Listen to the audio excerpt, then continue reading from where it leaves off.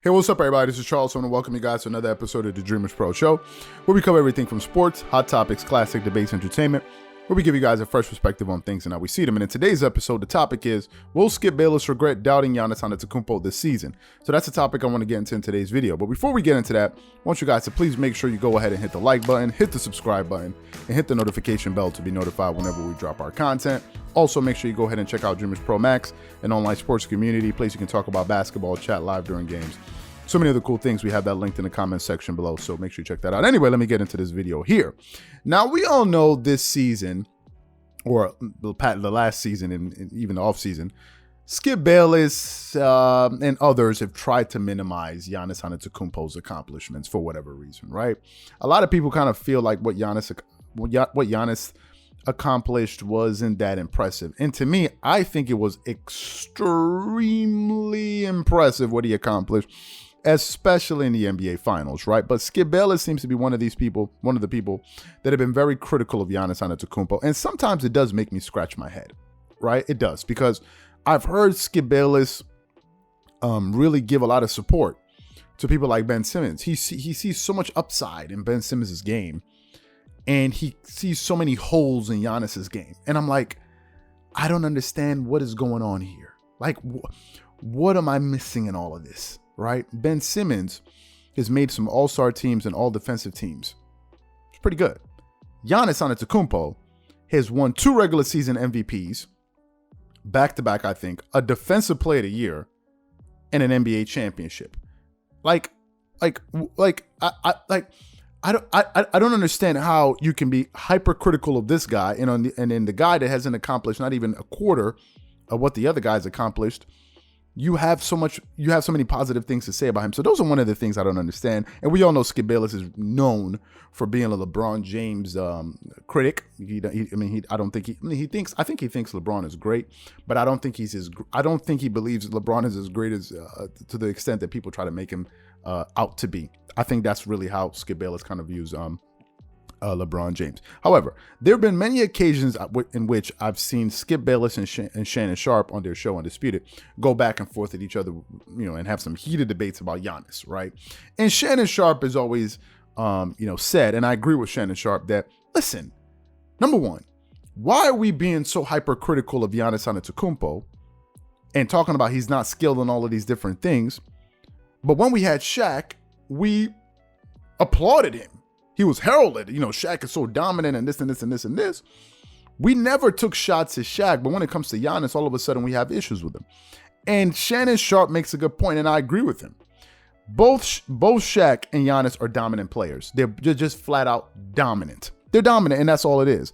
But for some reason, some people try to hold it over Giannis, that, Giannis is not that skilled. The only reason he's this good is because he's tall and athletic. Listen, Giannis Antetokounmpo is a 6'11" power forward, right? But he's listed as he's a power forward that can handle the ball, really. He's a power forward that has small forward ball handling skills and to some extent even guard skills, but really he's a power forward. But I think a lot of people are mischaracterizing Giannis. I think a lot of people think Giannis is like Kawhi Leonard, or he's not. He's just a really big dude that can bring the ball up the court and can break down defenses and is a great slasher. That's really it. He's not a great three-point shooter or anything like that. That's really what Giannis is, right? But I think people are comparing him to players like Kevin Durant, and I think it's sad that you see Skip Bayless talking about KD, because they have 2 different games, and it's not fair to compare Giannis to him. But I think in Skip Bayless being so critical of Giannis, you're overlooking some of the things that he brings to a team. Giannis Antetokounmpo is one of the best two-way players ever. If you need evidence of that, go look at the play in the NBA Finals against the Phoenix Suns when it was a critical stretch of the game where Chris Paul or Devin Booker was in a pick and roll, right? And Giannis was in the pick and roll. If you want to see the greatness of Giannis, they put him in that pick and roll, right? DeAndre Ayton was supposed to roll off of the pick. Giannis somehow was able to show on that pick. He didn't just drop back. He didn't have drop coverage. He showed on the pick to allow the guard to keep the point guard at closer to the 3-point line, and then was able to recover to the lob that he was going to lob to DeAndre Ayton, who was going to have a dunk. Not only did he recover, he blocked the shot without fouling. Do you know how hard it is? It takes defensive awareness. It takes athleticism. It takes, you have to know the scouting report. You got to know what that play is before it develops. It takes a lot of things that go into that play. And there are only a handful of basketball players in the world that could pull off that defensive play. Really, you're talking about Anthony Davis. Anthony Davis could do something like that. Probably Joel Embiid, and you have to think of somebody else, right? There are only a handful of players that can pull off a play like that. I don't think Kevin Durant makes that play. And for people to just try to minimize Giannis because he doesn't have a great jump shot and overlook some of the things that he does offensively and defensively, I don't think it's fair.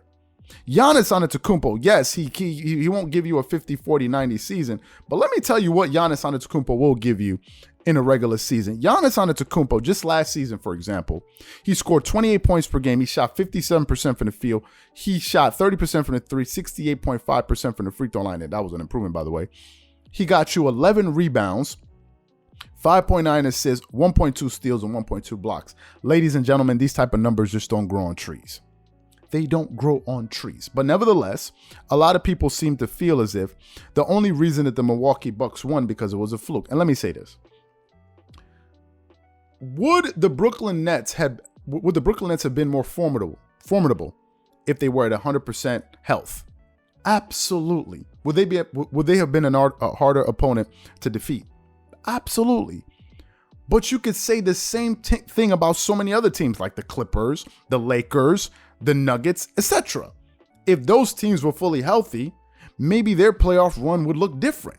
You could say the same thing about the Clippers if Kawhi Leonard didn't get injured, if Anthony Davis didn't get injured. I mean, you can say this about everybody. So it's one of the reasons why I don't like to use injuries and hold it against teams, because it's a part of the game. It's not just this season. And hell, even Giannis got injured. You remember that freak injury that he had when he landed on his legs awkwardly, and his knees kind of buckled? It's just that Giannis somehow was able to come back from that injury, right? So injuries are part of the game. They're part of sports. Sometimes teams are more fortunate. Sometimes teams are less fortunate. That's just the way things are. But it doesn't take away from the accomplishment. And I think going into this season, a lot of people are going to be looking at the Milwaukee Bucks as a fluke. And I think, listen, going into this season, they're going to have a few things working on their side. Number one, I think now they have the formula of how to win an NBA championship. Before they were in search, before they probably felt we could win, but now they know they can. They have the blueprint. They know what works for them, number one. Number two, they're going to be a more confident team because they just accomplished it, right? These guys are going to have an air of confidence to them, knowing that they're NBA champions. They're no longer just, wannabes. They've already done it, and that's going to go a long way. And finally, I think Giannis Antetokounmpo is probably going to get better. And some people will say, but how do you know that? Because Giannis has a history of improving over time. He's not Ben Simmons.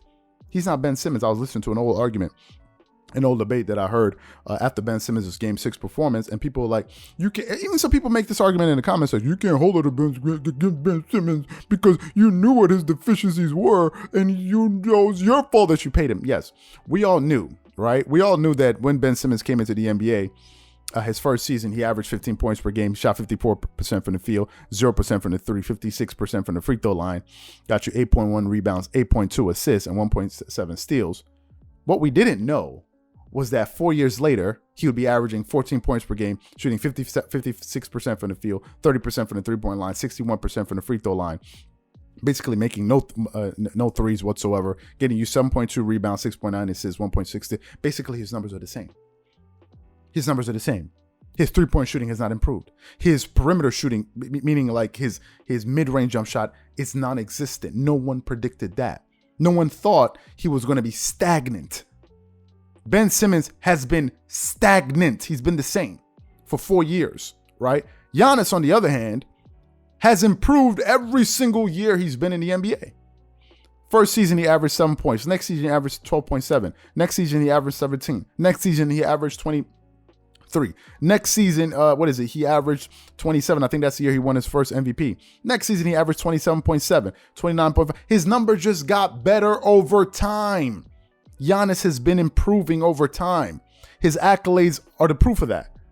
So Giannis is going to get better, and he has a track record of doing so.